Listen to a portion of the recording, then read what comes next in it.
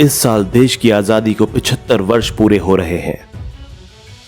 इस अवसर पर पूरे हिंदुस्तान में आजादी का अमृत महोत्सव मनाया जा रहा है। हर घर तिरंगा अभियान चलाया जा रहा है। लोगों से तिरंगा फहराने की अपील की जा रही है, लेकिन इस तिरंगे की पीछे की कहानी बहुत लंबी है। बीते 116 सालों में देश में 6 बार तिरंगा झंडा बदला गया है। आजादी की 75वीं वर्षगांठ पर हमारा ये जानना बेहद जरूरी है कि हमारा राष्ट्रीय ध्वज किन किन पड़ावों से होकर गुजरा और इसमें कब कब क्या क्या बदलाव किए गए। आखिरी बदलाव 1947 में हुआ था। आइए जानते हैं यूनियन जैक से तिरंगे तक के सफर की कहानी। भारत की आजादी की लड़ाई जैसे जैसे तेज होती जा रही थी, क्रांतिकारी दल अपने अपने स्तर पर स्वतंत्र राष्ट्र की अलग पहचान के लिए अपना झंडा प्रस्तावित कर रहे थे।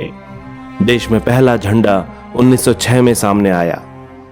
इस झंडे को 7 अगस्त 1906 में कलकत्ता के पारसी बागान चौक में फहराया गया था। पारसी बागान चौक को अब ग्रीन पार्क के नाम से जाना जाता है। इस झंडे में 3 रंग की पट्टियां थीं। इनमें सबसे ऊपर हरे रंग, मध्य में पीले रंग और नीचे लाल रंग की पट्टी थी। इसमें ऊपर की पट्टी में 8 कमल के फूल थे जिनका रंग सफेद था। बीच की पीली पट्टी में नीले रंग से वंदे मातरम लिखा हुआ था। इसके अलावा सबसे नीचे वाली लाल रंग की पट्टी में सफेद रंग से चांद और सूरज भी बने हुए थे। पहले ध्वज को बने हुए करीब 1 ही साल हुआ था कि अगले साल 1907 में देश को दूसरा झंडा मिल गया। पहले झंडे में कुछ बदलाव करके मैडम बीकाजी कामा और उनके कुछ क्रांतिकारी साथियों ने मिलकर पेरिस में भारत का नया झंडा फहराया। यह झंडा भी देखने में काफी हद तक पहले जैसा ही था। इस झंडे में केसरिया, पीला और हरे रंग की पट्टियां थीं। इस झंडे की ऊपरी पट्टी पर ब्रिटिश शासित भारत के 8 प्रांतों का प्रतिनिधित्व करते 8 आधे खिले हुए फूल थे और निचली पट्टी पर बाईं ओर सूर्य और दाईं ओर चांद तारे की तस्वीर थी। ध्वज के केंद्र में वंदे मातरम का नारा अंकित किया गया था। इस ध्वज को कलकत्ता ध्वज के नाम से जाना गया। इसकी अभिकल्पना सचिंद्र प्रसाद बोस ने की थी। इसके बाद 1917 में एक और नया झंडा सामने आया। डॉक्टर एनी बेसेंट और लोकमान्य तिलक ने एक नया झंडा फहराया। इस नए झंडे में 5 लाल और 4 हरे रंग की पट्टियां थीं।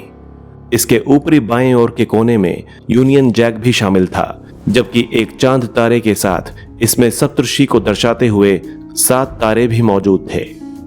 इसके 1 दशक बाद 1921 में भारत को अपना चौथा झंडा भी मिल गया। अखिल भारतीय कांग्रेस कमेटी के सत्र के दौरान बेजवाड़ा में आंध्र प्रदेश के एक व्यक्ति ने महात्मा गांधी को एक झंडा दिया था। यह हरे और लाल रंग का बना हुआ था। आगे चलकर गांधी जी ने इसमें कुछ बदलाव करवाए।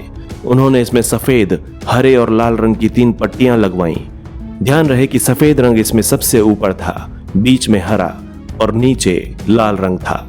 वहीं देश के विकास और आत्मनिर्भरता को दर्शाने के लिए इसके बीचों बीच एक बड़े चरखे की आकृति को दर्शाया गया।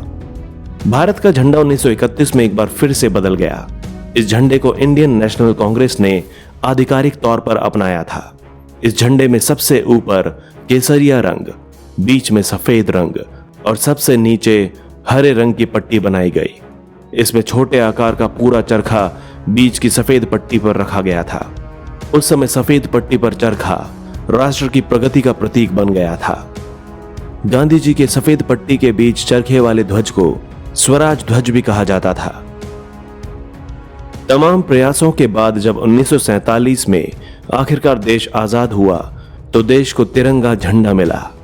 1931 में बने झंडे को ही एक बदलाव के साथ 22 जुलाई 1947 में संविधान सभा की बैठक में भारत का राष्ट्रीय ध्वज स्वीकार कर लिया गया।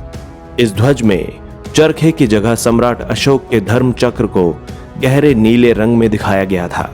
24 तीलियों वाले चक्र को विधि का चक्र भी कहा जाता है। इस झंडे को पिंगली वेंकैया ने डिजाइन किया था। इसमें सबसे ऊपर केसरिया रंग की पट्टी है जो कि देश की ताकत और साहस को दर्शाती है। बीच में सफेद पट्टी धर्म चक्र के साथ शांति और सत्य का संकेत है और नीचे वाले गहरे हरे रंग की पट्टी देश के सौभाग्य, विकास और उर्वरता को दर्शाती है। ध्वज की लंबाई एवं चौड़ाई का अनुपात 3:2 है। सफेद पट्टी के मध्य में गहरे नीले रंग का एक चक्र है। यह इस बात का प्रतीक है कि भारत निरंतर प्रगतिशील है। इस चक्र का व्यास लगभग सफेद पट्टी की चौड़ाई के बराबर ही होता है। वह इसका रूप सारनाथ में स्थित अशोक स्तंभ के शेर के शीर्ष फलक से लिया गया है।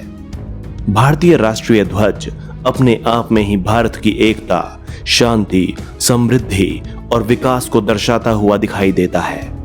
राष्ट्रीय झंडा नियमों के अनुसार खादी में ही बना हुआ होना चाहिए। यह एक विशेष प्रकार के हाथ से काते गए कपड़े से बनता है जो महात्मा गांधी द्वारा लोकप्रिय बनाया गया था। भारतीय ध्वज संहिता के द्वारा इसके प्रदर्शन और प्रयोग पर विशेष नियंत्रण है। 26 जनवरी 2002 को भारतीय ध्वज संहिता में संशोधन किया गया और स्वतंत्रता के कई वर्ष बाद भारत के नागरिकों को अपने घरों, कार्यालयों और फैक्ट्रियों आदि स्थानों में न केवल राष्ट्रीय दिवसों पर बल्कि किसी भी दिन बिना किसी रुकावट के झंडे को फहराने की अनुमति मिल गई। अब भारतीय नागरिक राष्ट्रीय झंडे को कहीं भी और किसी भी समय फहरा सकते हैं, बशर्ते कि वे ध्वज की संहिता का कड़ाई से पालन करें और तिरंगे के सम्मान में कोई कमी न आने दें।